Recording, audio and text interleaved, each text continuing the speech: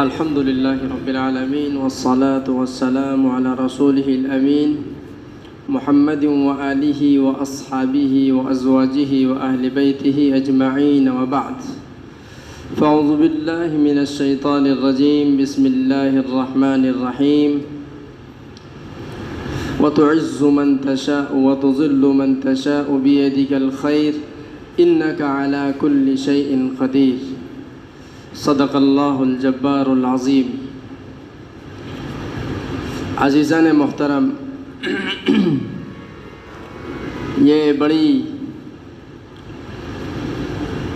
خوشی کی بات ہے کہ اللہ تبارک و تعالی نے ہم سب کو ایک اسلام سے اور ایک ایمان سے جوڑا ہے،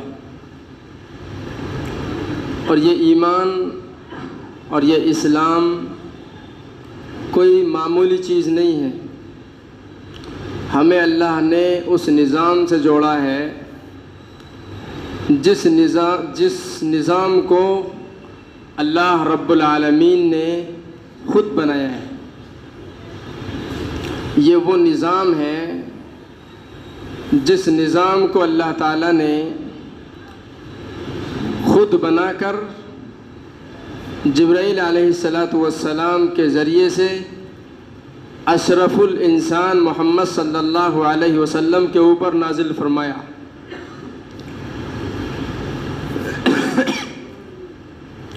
اور پھر اس قانون اور اس ایک نظام کو ماننے والے کا نام اللہ نے خود رکھا، مسلمان۔ هو سماکم المسلمین من قبل وفی هذا، کہ جو اس نظام کو مانے اور اس قانون کے اوپر عمل کرے اس کا نام میں مسلمان رکھتا ہوں۔ تو گویا ہمارا نام اللہ نے اسلام سے جڑوا کر مسلمان رکھا ہے، جو بہت بڑے فخر کی بات ہے، اور ایسے فخر کی بات ہے کہ ہمارا نام ساتوں زمینوں اور ساتوں آسمانوں اور اس کے درمیان میں جو بھی کچھ ہے اس کے مالک نے رکھا ہے۔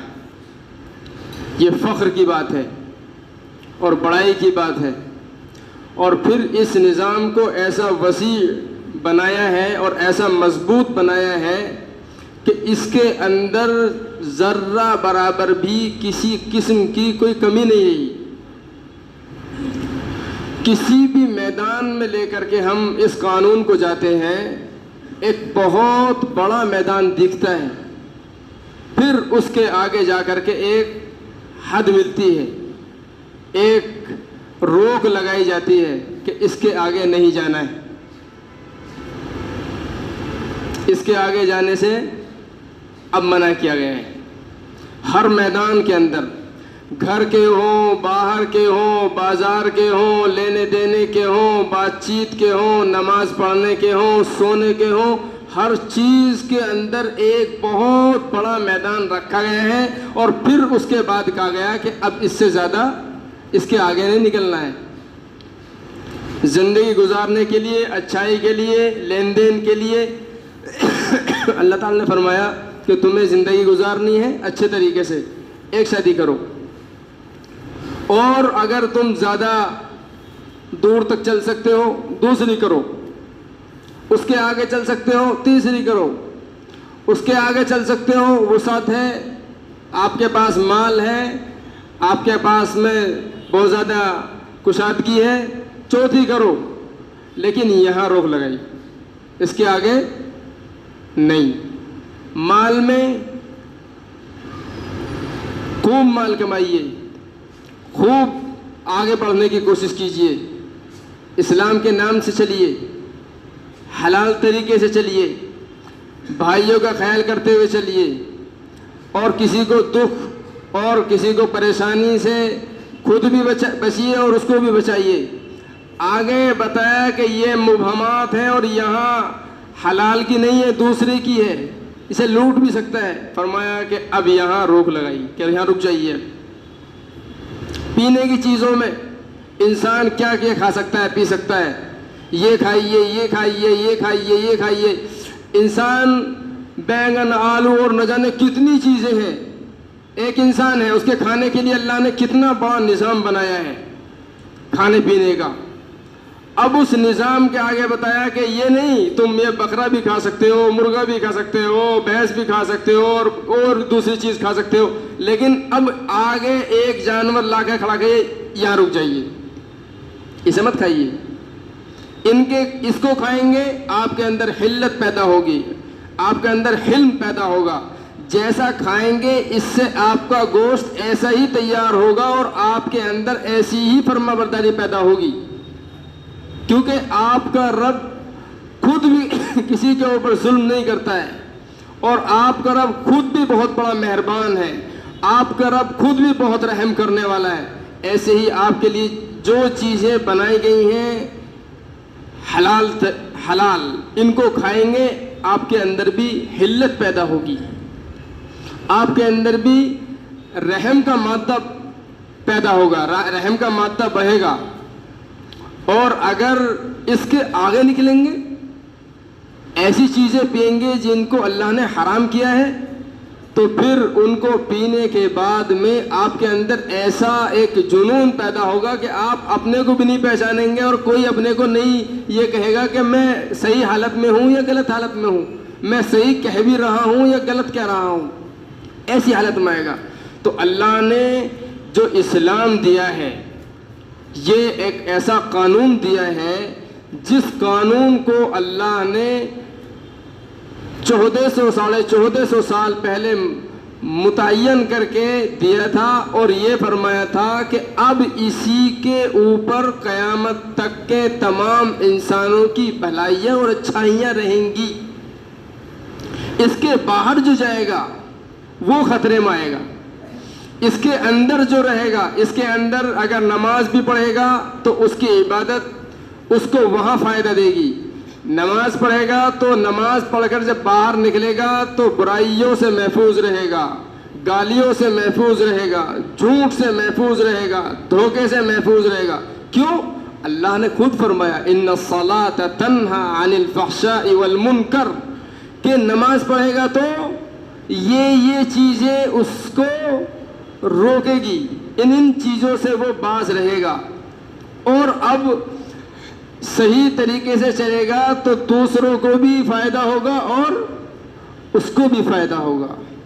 और जब नमाज पढ़ेगा तो फिर बड़े का, छोटे का और दूसरों का अदब और उलमा का अदब उसके बाद करेगा। पहले नमाज पढ़ने से वो अपने अल्लाह को जानेगा कि मेरा मालिक कौन है जो मुझे रात को सुला रहा है, सुबह में उठा रहा है और खिला रहा है, पिला रहा है, सांस दे रहा है, ये सारी चीज़ें दे रहा है, कौन है। जब नमाज पढ़ेगा तो सबसे पहले क्या होगा, वो अपने पैदा करने वाले को जानेगा।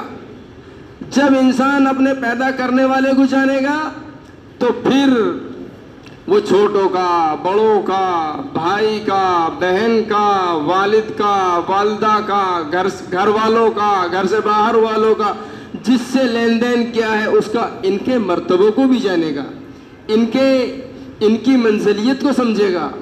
और जब वो अपने पैदा करने वाले को ही नहीं जानेगा तो वो किसको जानेगा? वो तो खुला सांड है, वो किसको जानेगा? वो किस में टक्कर मार दे, कहाँ झूठ बोल दे, कहाँ धोखा दे दे, उसके लिए कोई जगह मुतय्यन नहीं है। इसलिए अल्लाह ताला ने जो कानून हमें दिया है और पूरी दुनिया के इंसानों को दिया है, उस कानून में यही बताया कि जो इस कानून को मानेगा वो मुझे भी मानेगा, जो इस कानून पर चलेगा वो मेरे तरीकों पर भी चलेगा और जो मैंने बताए हैं उन पर भी चलेगा, और जो इन पर चलेगा तो इस पर चलते हुए अपने से छोटों के ऊपर रहम भी करेगा और एक दूसरे का ख्याल भी करेगा। इसलिए फरमाया अल्लाह ताला ने कि जो इस कानून को मानेगा, इस कानून के ऊपर रहेगा, वो कहीं भी रहेगा, अगर इस कानून के एतबार से रहेगा तो मैं उसको उसी जगह इज्जत दूंगा, मैं उसको اسی جگہ عزت دوں گا جو اس قانون کے ساتھ میں کہیں دریا کے کنارے بھی رہے گا. یہ اللہ نے کیا ہے. مکہ المکرمہ کے اندر جب محمد صلی اللہ علیہ وسلم پیدا ہوئے اس وقت کے حالات ہم سب کے سامنے ہیں کہ کیسے تھے. ایک صاحب تھے جو مکے میں مسلمان ہو کر ہجرت کر کے مدینہ گئے اور پھر مدینے سے جو اللہ کے نبی علیہ الصلوۃ والسلام کے ساتھ میں کچھ دنوں کے بعد جب یہ عمرے کی نیت سے آئے تھے تو صلح حدیبیہ کے وہاں جب رکے تھے یہ تو ایک اللہ کے نبی علیہ السلام بیٹھے ہوئے تھے, ادھر سے دوسری جانب سے ایک صاحب آئے تھے. وہ اللہ کے نبی علیہ الصلوۃ والسلام کے اس درمیان میں کچھ آدمی تھے جو ایک صاحب تھے وہ اللہ کے نبی علیہ الصلوۃ والسلام کے جسم سے یا ہاتھ سے یا پیر سے اپنا ہاتھ ٹچ کرنا چاہتے تھے. تو ایک صحابی متعین تھے, ایک صحابی ادھر کھڑے ہوئے تھے, ایک ایسے کھڑے ہوئے تھے, وہ الگ بیٹھے ہوئے تھے, کچھ ان کے آدمی بھی کھڑے ہوئے تھے. تو وہ صاحب اللہ کے نبی علیہ الصلوۃ والسلام کے پیر سے یا ہاتھ سے اپنا ہاتھ لگانا چاہتے تھے, لیکن جو صحابی تھے وہ صحابی جب بھی اس کے ہاتھ کو قریب آتا ہوا دیکھیں یا تو ہاتھ سے مار دیں یا ان کے ہاتھ میں کوئی چیز تھی اس کی بٹ سے مار دیں, اس کا ہاتھ ہٹا دیں. تو انہوں ایک مرتبہ ہوا, 2 مرتبہ ہوا, 3 مرتبہ, انہوں نے کہا یار یہ کون ہے. انہوں نے دیکھا اس کو کہ ارے, انہوں نے کہا ابے او تو وہی ہے نا جب تو یہاں سے بھاگ کر مدینے نہیں گیا تھا تو نے ایک کام ایسا کیا تھا جس کا فدیہ میں نے دیا تھا, اب تو مجھے مارتا ہے. تو کہا کہ یہ تیرا ہاتھ اس لائق نہیں ہے کہ تو محمد صلی اللہ علیہ وسلم کے جسم کو چھو سکے. تو یہ کہاں سے آئی عزت, یہ کہاں سے عزت آئی. اور پھر حضرت سفیان یہ جب مسلمان نہیں ہوئے تھے یہی خود اپنی بیٹی سے ملاقات کے لیے مدینہ گئے ہوئے تھے, تو ان کی بیٹی نے ہی اللہ کے نبی علیہ الصلوۃ والسلام جس بستر پر سوتے تھے اس بستر کو لپیٹ دیا تھا.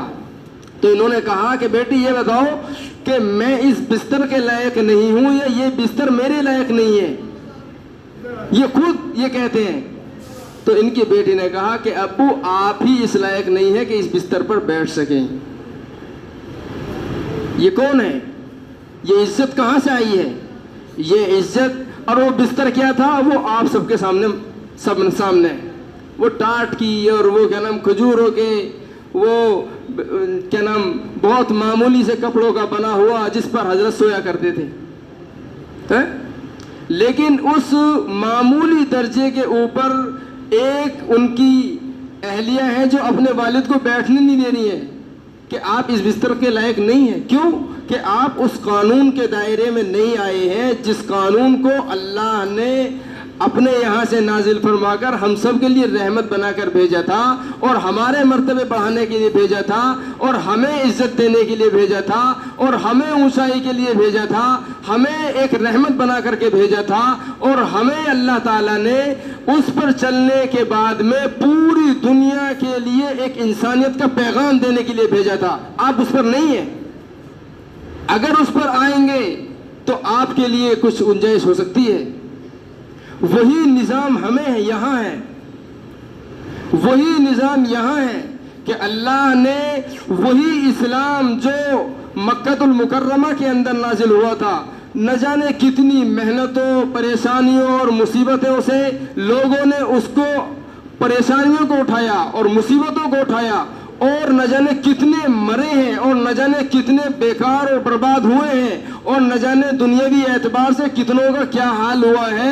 لیکن ان لوگوں نے جو دین مکے میں اور مدینے میں سنا تھا اسی دین کو یہاں ہندوستان والوں کے لیے اور بر صغیر والوں کے لیے اور دوسرے جو ممالک ہیں ان کے لیے ان کے وہاں تک پہنچ کر پہنچایا ہے اور اپنا حق ادا کر کے گئے ہیں. وہ گئے نہیں گئے. اور اب پھر یہ فرما گئے کہ جو عزت مکے والوں کو اس اسلام سے وہاں ملی تھی اگر آپ لوگ بھی اس اسلام پر اسی طریقے سے رہیں گے تو یہاں عزت ملے گی. اور یہی قرآن یہاں کہہ رہا ہے اگر آپ لوگ اس اسلام پر یہاں چلیں گے تو جو عزت ان کو وہاں ملی تھی کھجور کھاتے ہوئے اور بھوکے رہتے ہوئے اور زیتون کھاتے ہوئے اور نیچے سوتے ہوئے وہی عزت آپ کو یہاں بھی دے گا. اللہ وہی ہے. لیکن اگر اذا عظمت امت الدنیا نزعت منها ہیبت الاسلام، لیکن اگر دنیا کی محبت اسلام سے پہلے ہے تو پھر اسلام کا تو جھنڈا ہاتھ میں رہے گا، اسلام کا کرتا اور پاجامہ اور ٹوپی تو ساتھ میں رہے گی، لیکن اس اسلام کا پھر فائدہ آخرت میں ہوگا، دنیا میں بہت مشکل. کیونکہ ہم نے دنیا میں جو فائدہ اس کا ہونا تھا اس کو پس پشت ڈال رکھا، پیچھے ڈال دیا.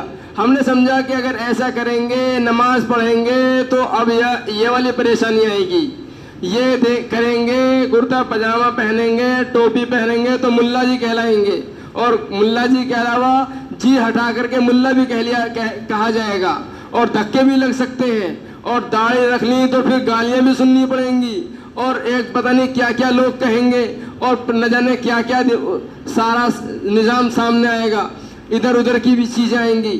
تو پھر اس پر اڑنا اور جمنا ہمارے بس کا نہیں ہے.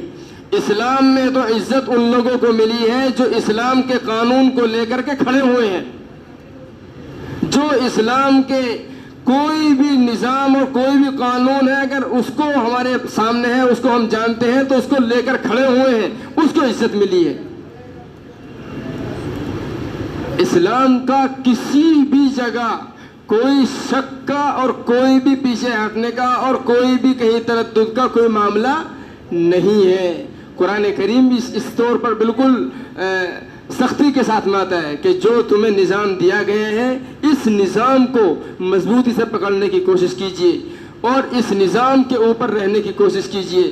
ہمیں 5 نمازیں دی گئی ہیں، ان 5 نمازوں کو ہم اگر ادا کرتے رہیں گے اللہ یہاں بھی عزت دے گا. جو اللہ تعالیٰ نے سارے نظام دیے ہیں ان نظاموں کو یہاں قائم کرتے رہیں گے اللہ یہاں عزت دے گا. عزت کسی انسان کے ہاتھ میں نہیں ہے، عزت صرف ایک اللہ کے ہاتھ میں ہے اور وہی اپنے پاس ہے. آج یہ کتنی بڑی خوشی کی بات ہے کہ ایک انسان کو چاہے وہ کسی بھی حال میں ہے، کہیں بھی ہے، کون ہو، عبد الرحمن ہوں، اگر اس کو کہیں مارا جاتا ہے اس نام سے تو کس لیے مارا جا رہا ہے کہ اسلام سے جڑا ہوا ہے، اسلام سے جڑا ہوا ہے. کہیں پھنستا ہے کیوں؟ اسلام کے اعتبار سے.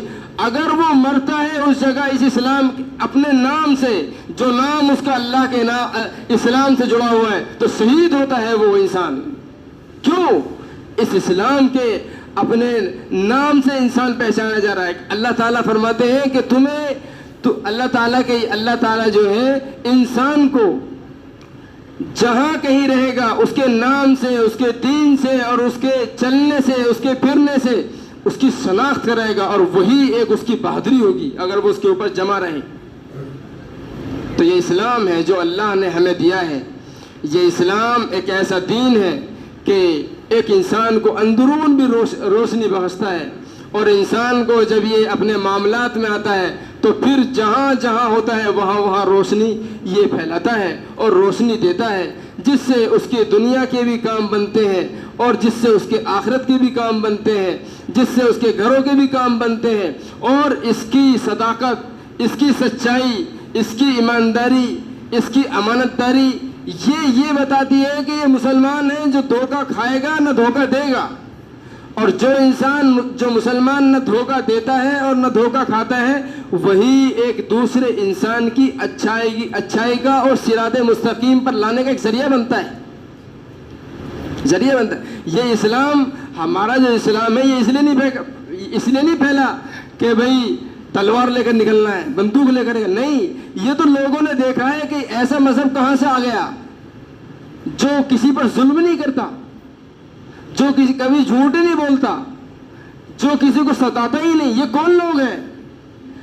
یہ وہ لوگ ہیں، یہ مسلمان ہیں جو محمد صلی اللہ علیہ وسلم کے ہاتھوں پر اسلام لے کر آئے ہیں اور یہ کہتے ہیں کہ اگر جھوٹ نہیں بولو گے، کسی کو نہیں ستاؤ گے، کسی کو نہیں مارو گے، کسی کو نہیں ڈانٹو گے اور گالیاں نہیں دو گے تو اوپر والا تم پر رحمت فرمائے گا اور تمہیں ثواب دے گا، اور جب تمہیں یہاں ثواب ملے گا تو اس ثواب کے اعتبار سے تمہیں جنت ملے گی. یہ کہتے ہیں لوگوں نے کہا کہ ایسا تو کوئی مذہب ہم نے آج تک دیکھا ہی نہیں, ایسا تو کوئی انسان ہم نے دیکھا ہی نہیں جو ایسے بھی کرتے ہوں. تو جو بڑے بڑے ظالم تھے, جو اپنی بچیوں کو زندہ درگور کر دیتے تھے, زندہ زمین میں داب دیتے تھے, وہ مسلمان ہوئے. اور یہی وہاں نہیں, یہاں ہندوستان میں بھی یہی ہوتا تھا. ہندوستان میں بھی اگر کسی عورت کا آدمی ختم ہو جاتا تھا تو اس آدمی کو اگر قبر میں رکھتے تھے تو اس کے ساتھ میں اس کی زندہ بیوی کو بھی رکھتے تھے. اسلام آیا ہے ہندوستان کے اندر, اور پھر اسلام کے ماننے والوں نے جب اسلام کے لانے والوں نے اور اسلام کو دیکھنے والوں نے جب دیکھا کہ بھئی ان کے جب آدمی ختم ہو جاتے ہیں تو صرف آدمی ہی رکھتے ہیں, بیوی کا دوسرا نکاح کر دیتے ہیں, اور پھر اس کے الگ الگ معاملے ہوتے ہیں, تو انہوں نے کہا کہ یہ تو بڑا اچھا مذہب ہے, یہ تو بڑا اچھا نظام ہے, ہم بھی اس کو کرتے ہیں, ہم بھی ایسا ہی کرتے ہیں. ہندوستان میں جب اسلام آیا تو لوگوں نے دیکھا, اور لوگوں کی بھیڑ تھی جو پریشان تھی کفر سے اور شرک سے اور ظلم سے اور انتصار سے اور آپس میں حسد سے اور آپس میں بغض سے اور آپس میں ایک دوسرے کے پیچھے لگ جانے سے یہ پریشان تھے. یہاں کے لوگوں نے محمد بن قاسم رحمۃ اللہ علیہ کے پتلے بھی بنا لیے تھے کہ یہ کیسا نیک انسان, یہ کیسا نیک مذہب ہے. اور جب محمد بن قاسم رحمۃ اللہ علیہ ہندوستان میں آئے تھے اور ایک قلعے میں تھے تو ان کے کردار کو دیکھ کر کے ایک پادری صاحب نے تو یہ کہا کہ بیٹا یہ بتائیے آپ کا قائد کون ہے جو اس قدر مہذب انداز سے کام کر رہا ہے. تو انہوں نے کہا 16-17 سال کی عمر تھی, انہوں نے کہا کہ یہی ہے. کہا بیٹا تم ہو؟ کہ جی ہاں. کہ بیٹا اگر تم جس مذہب سے ماننے والے اور جس تہذیب کو تم لے کر آئے ہو اس تہذیب سے چلو گے تو تم زندگی میں کبھی مار نہیں کھاؤ گے. اس نے کہا. کیوں کہا؟ اس لیے کہا کہ یہ ہے ہی ایک اسلام ایسا جہاں انسان اس اسلام کے اعتبار سے اپنے قدم کو رکھتا ہے تو ساتوں زمین پاک ہو جاتی ہیں, ساتوں زمین اس کی رحمت سے ہوش میں آ جاتی ہے کہ یہ ظلم کا ایک گہوارہ بنا ہوا تھا, آج رکھی گئی ہے اس کے اوپر اچھائی کا قدم رکھا گیا ہے. یہ وہ انسانیت والا اسلام آیا ہے جس اسلام نے لوگوں کو رحمت میں داخل کیا. لیکن اب ہمارے مسلمان ایسے ہو گئے ہیں جو اپنے آپ کو مسلمان کہتے ہوئے ڈر رہے ہیں, اپنے آپ کو اسلام کا ماننے والا ظاہر کرتے میں ہی شرم محسوس کر رہے ہیں. یہ ایسا سمجھتے ہیں کہ بیچ میں کہیں بیٹھے ہو 10-20 لوگوں کے بیچ میں, تم کون ہو؟ میں مسلمان ہوں. ارے تم تو یہ کہو میں مسلمان ہوں, مجھے اللہ نے مسلمان بنایا ہے, مجھے رحمت کا انسان بنایا ہے, میں ساتوں زمین کا مالک بنا کر مجھے بھیجا گیا ہے. جب تک میں اس زمین پر رہوں گا ساتوں زمین اسی طرح قائم رہیں گے اور ساتوں آسمان اسی طریقے سے قائم رہیں گے, اور جس دن میں مر جاؤں گا اس دنیا سے ایک اللہ کہنے والا نہیں رہے گا, یہ دنیا ختم ہو جائے گی. تمہیں ایسا کہنا چاہیے کیونکہ ایک مسلمان کے تول کا ایک پوری دنیا بھی نہیں ہے. اس کے اعتبار سے اللہ نے پوری دنیا کو جو سجایا ہے ایک مسلمان کے لیے سجایا ہے. ارے تمہارے صدقے میں پوری دنیا پل رہی ہے, زمین پہ کتنے چلنے والے جانور ہیں یہ پل رہے ہیں, آسمان کے فرشتوں کا نظام چل رہا ہے. اور جس دن تم ختم ہو جاؤ گے کلمے والا ختم ہو جائے گا, یہ ختم ہو جائے گا نہیں ہو جائے گا. ارے یہ بلب ہے جو چل رہے ہیں یہ جلنا بند ہو جائے گا تو کیا کرا جائے گا اس کا؟ کہاں پھینکو گے اسے اور اس کے اوپر سجاوٹ کی جائے گی, اس کو نکال کے کچرے میں پھینکا جائے گا. جو انسان ایسا ہو جس کے اندر اسلام کا بلب نہ جل رہا ہو یا جس نے بجھا دیا ہو, اور جب اس دنیا سے ایک ایمان والا بھی ختم ہو جائے گا تو اس بجھے ہوئے بلب کو اللہ جہنم کی اس گندگی میں ڈالے گا جس کے نام سے ساری دنیا ڈرتی ہے. ڈالے گا ہی ڈالے گا. یہ قرآن کہتا ہے کہ ایک مسلمان کے لیے اللہ نے دنیا کے اندر کیا مقام رکھے ہیں. ایک مسلمان کو اگر اکیلا ہے تب بھی بہت بڑا رحمت والا ہے, 10 کے بیچ میں ہے تب بھی وہ رحمت والا ہے. اور یہ بلب کہاں سے جلے گا؟ یہ یہاں سے چلے گا جہاں ہم بیٹھے ہیں. 5 وقت کے لیے نماز کے لیے آئیں گے اور ایسے مسجد بھرے گی جیسے اب بھری بھی ہے, تب رحمت والی ہوگی. اب ایک ہفتے میں ایک مرتبہ آئے, 2 رکعت پڑھی اور پتہ نہیں کیا پڑھا کیا نہیں پڑھا, امام صاحب کے پیچھے رہے, پتہ نہیں کیسی نیت, کیا وہ اس کو معلوم بھی ہے کہ کوئی تسبیح پڑھنی بھی ہے یا نہیں, بس آئے اور 2 پڑھ کر کے چلے گئے. نہ سیکھنے کی تمنا ہے, نہ دل کے اندر کوئی امنگ ہے, بس وہی کری اور چلے گئے. اب تو وہ تو ایسے ہو گیا کہ مسجد میں آئے تو مسجد والا اور باہر گئے تو باہر والا, ایسا ہو گیا. ایسے نہیں, بلکہ ہمارے پاس اگر نماز نہیں ہے, ہمیں نماز نہیں آتی ہے, سیکھنے کی کوشش کیجیے. اب تک بہت علماء ہیں, بہت حفاظ ہیں, بہت سارے قاری ہیں. اب اللہ کا شکر ہے کہ جب شروع میں مسلمان ہندوستان میں آئے تھے اور انہوں نے دین سکھایا تھا, بہت تھوڑے سے تھے, پھر 1-2 مدرسہ ہوا, اب تو چپے چپے پر مدرسے ہیں. یہ شکر کی بات ہے کہ آج مدرسے والے ہمارے پاس آ کر کہتے ہیں 2 پیسے نہیں دو گے تو کب دو گے, کل دو گے, کل کو پھر نکلنے سے, سورج نکلنے سے پہلے یہ آ گئے. کیوں؟ ارے تم نے کہا تھا نا کل دینے کے لیے.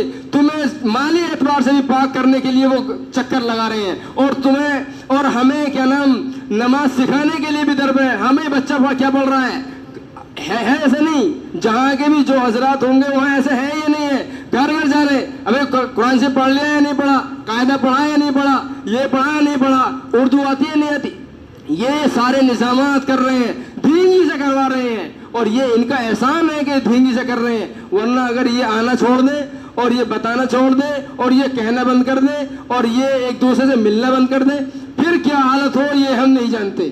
پھر کیا ہو, سکھانے والے نہ رہیں. ارے بھائی یہ حافظ جی اور یہ مولانا اور یہ بھی تو کوئی کام کر سکتے ہیں, نہیں کر سکتے ہیں.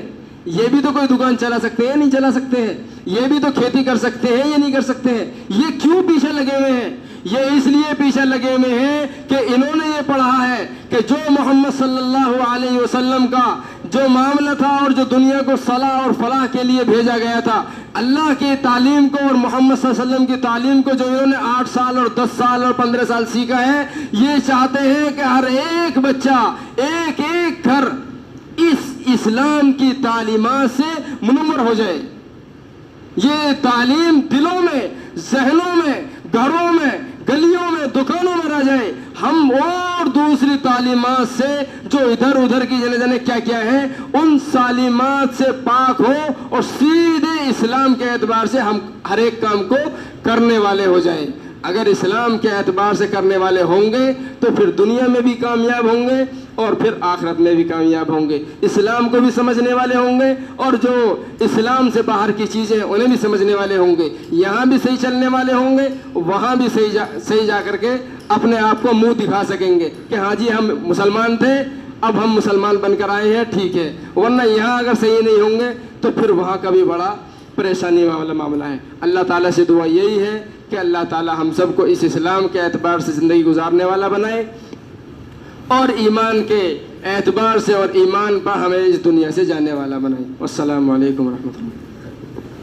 ان کے لیے دعائیں کریں. ربنا ظلمنا انفسنا وان لم تغفر لنا وترحمنا لنكونن من الخاسرين. ربنا تقبل منا انك انت السميع العليم وتب علينا انك انت التواب الرحيم. يا حنان يا منان يا ذا الجلال والاکرام. یا رحمان, اے اللہ رحم کا کرم کا معاملہ فرما, گناہوں کو معاف فرما, خطایا کو درگزر فرما, سیئات کو حسنات سے تبدیل فرما دے. یا اللہ سنتوں کا شوق دلوں میں پیدا فرما, سنتوں کی محبت دلوں میں پیدا فرما, اسلام سے محبت اور اسلام پر چلنے کی توفیق عطا فرما. یا اللہ بے دینی کا غم دلوں میں پیدا فرما. یا اللہ اس پر چلنے کی توفیق عطا فرما. یا اللہ پوری دنیا میں جو محنت ہو رہی ہے, دعوت کی محنت ہو رہی, اس میں ہمارا حصہ نصیب فرما. یا اللہ آنے والی رکاوٹوں کو ختم فرما دے. یا اللہ جن لوگوں نے دعاؤں کے لیے کہا ہے ان کی دعاؤں کو قبول فرما لے, جائز مقاصد کو قبول فرما. یا اللہ بہت سے لوگ ہیں لیکن کہہ نہیں پائے, ان کے دلوں میں تمنائیں ہیں, ان کی بھی جائز مقاصد کو پورا فرما دے. یہاں پر ہر شخص کچھ نہ کچھ دلوں میں لیے بیٹھا ہوا ہوا ہے، یا اللہ سب کے جائز مقاصد کو پورا فرما۔ آپ سب کے دلوں کے حال کو جانتے ہیں یا اللہ، ہم سب محتاج ہیں لیکن آپ سب کے دلوں کے حال کو جانتے ہیں یا اللہ، آپ سب کے دلوں کے حال کو سن لیجئے یا اللہ، ہماری مغفرت فرما دیجئے۔ ہم اپنے گناہوں سے توبہ کرتے ہیں، بار بار گناہ کرتے ہیں یا اللہ، آپ تو مغفرت فرمانے والے ہیں یا اللہ، گناہ نہ کرنے کی توفیق عطا فرما یا اللہ۔ اسی طریقے سے یا اللہ، ہمیں نیک اعمال کرنے کی توفیق عطا فرما۔